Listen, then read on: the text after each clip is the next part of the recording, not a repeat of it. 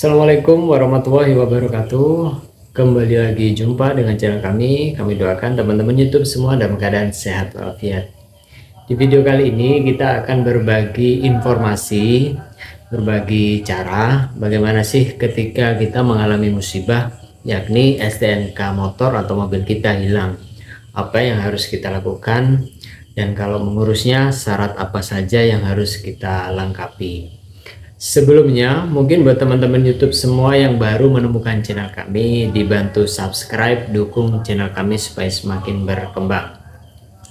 Jadi teman-teman, yang menarik begini, beberapa kondisi teman-teman ketika mengalami STNK hilang itu ada case misalnya BPKB kondisinya sedang dijaminkan di bank atau di leasing, atau ketika kita akan mengurus kita tidak pegang fotokopi STNK, padahal itu dipersyaratkan atau harus dipenuhi ketika kita akan mengurus STNK yang hilang. Nah, apa saja sih syaratnya, dan ketika kondisinya kayak gitu bisa nggak diurus?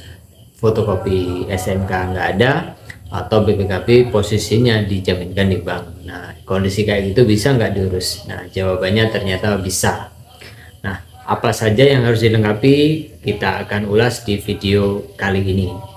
Jadi misalnya teman-teman YouTube semua mengalami musibah STNK-nya hilang. Nah, yang harus disiapkan yakni yang pertama adalah EKTP pemilik kendaraan ya. Yang kedua BPKB asli. Bila BPKB masih dalam agunan di bank atau dijaminkan di bank, cukup menggunakan surat keterangan dari bank dan juga legalisir dari bank atau leasing yang dimana BPKB itu berada. Kemudian yang ketiga fotokopi STNK. Bagaimana kalau misalnya kita belum sempat fotokopi atau scan STNK tersebut? Nah, caranya nanti kita harus membawa kendaraan itu ya di Samsat, di mana BPKB atau data induk kendaraan kita berada ya. Kemudian yang keempat, surat keterangan STNK hilang dari Polsek atau Polres setempat.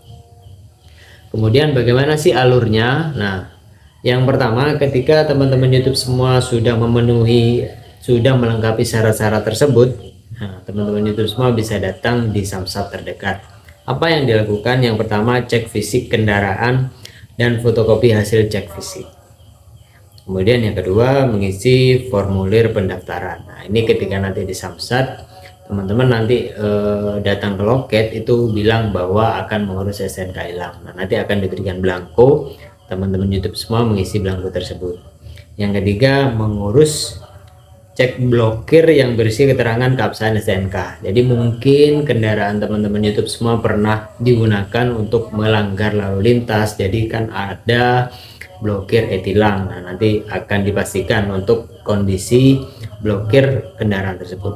Yang keempat, lampirkan hasil cek fisik kendaraan. Jadi setelah mengisi belangko, melakukan cek fisik, nanti melampirkan itu semua menuju ke tahap yang kelima, yakni mengurus pembuatan STNK baru di loket bea balik nama 2 ya.